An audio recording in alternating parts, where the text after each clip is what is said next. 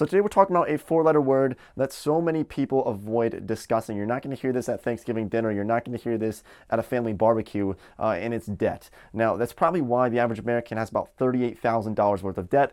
Nobody talks about it. Nobody likes to discuss it, and so they just kind of not think about it and avoid it and end up in more debt. So we're going to figure out two different ways to pay off your debt, two of the best ways and the most common methods for paying off your debt. So we're going to get into that in this video, but the average American has about $38,000 worth of debt. That's up over $1,000 just from last year, and that's not even including home mortgages. If you include home mortgages, it's well over $100,000 in total debt. We obviously have a debt problem. We have over $1.5 trillion in student loan debt, almost $1 trillion in credit card debt. We have a serious debt problem, and it's important to face that so that we can feel better about ourselves and get that weight off of our shoulders instead of there's really two ways to look at it. There's fight or flight, and you can kind of just fight your debt and get rid of it and feel better, or you can just kind of look somewhere else and not think about your debt. But that only lasts for so long until it really does catch up to you and you very much regret not paying off your debt when you could have. So let's get into this, the two ways.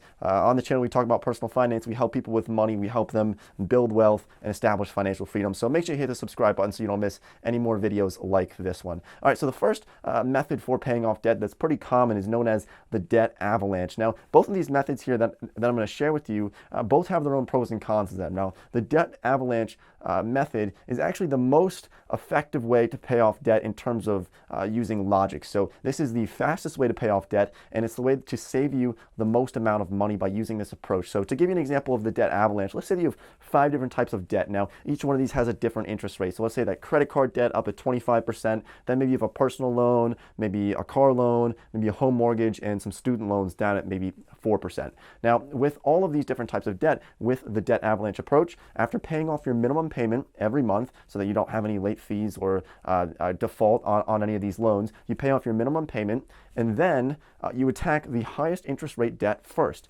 And you put all of your money towards the highest interest rate because it's going to save you the most amount of money in the long run, getting rid of those high interest rate debts first. There are probably going to be some unsecured debts like credit card debt or personal loans. And then you work your way down the list. Once you fully eradicate the highest level of interest rates, then you go down the line. So credit card debt you probably get rid of first, then maybe the second highest interest rate, which maybe it's a personal loan, maybe it's something else, depending on your personal situation. But you go down the line in that way so that you're putting all of your effort towards the highest interest rate. Now, logically, this makes sense, but it turns out humans are very emotional creatures, and because of that, there's really this other way that a lot of people use to pay off your debt. Because the debt avalanche approach, while it is very sound in theory, people are emotional, and because of that, there's been this way to really help yourself kind of motivate yourself towards paying off debt, and it's known as the debt snowball method for debt payoff. Now, this is something that Dave Ramsey talks about very often. He's helped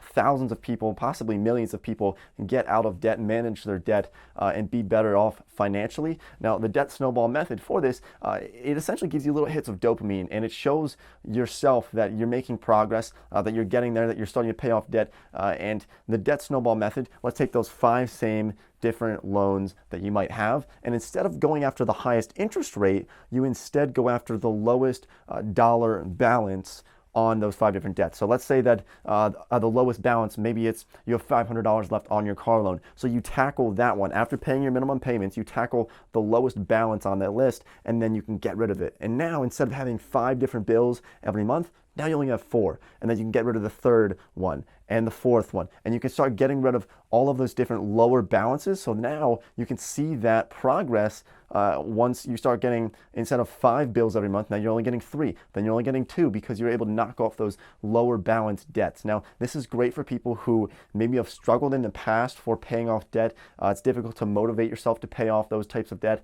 It's a great strategy for a lot of people, and they really praise this method. And there have actually been some studies to show that people who use the debt snowball method over the debt avalanche method actually end up following through more often than people who use the debt avalanche approach to paying off debt. I'll try to leave a link for that study down below. I found it to be very interesting, but it does make sense because you start to see this progress. You start to see that you're actually taking advantage of this, and you're starting to win and beat debt. It's very difficult to beat debt, but doing this with the debt snowball method can really be effective. So is there a better way to go here? Logically, the debt avalanche, if you can handle it, if you know that you're saving money in the long run by tackling debt with the debt avalanche, then that's probably the best method to go. But really, it's up to you, because if you feel like you need to do the debt snowball, then just do it. I think it's a great idea. Whatever works best for you, you need to know yourself.